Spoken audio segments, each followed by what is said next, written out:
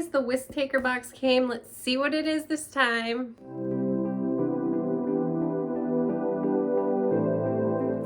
All right, so let's see what we're cooking.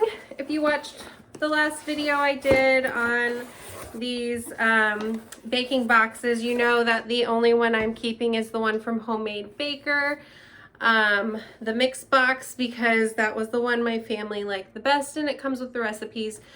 Hopefully it is something we like better because the kids did not really like the cookies last time. The dog kit that I got was really hard to mix up.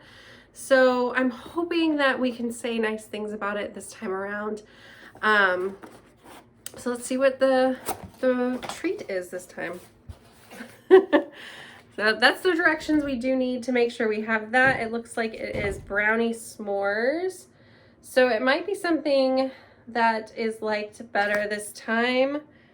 Looks promising. I'm not into chocolate, but you know, my kids and my husband do like it.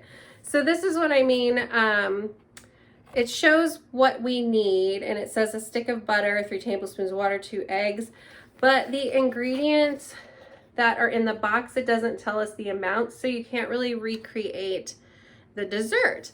I do think everything is packaged nicely. It's all numbered.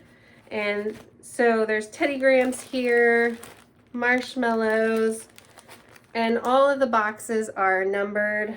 So, you know, it makes it really easy to know what goes in when if you can't just look at it and tell what the ingredients is.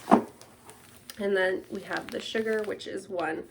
So, and then I love that they have these vials that keep all the smaller ingredients really nicely, like baking powder. I'm guessing there's salt in here, maybe vanilla, stuff like that. So, brownie s'mores.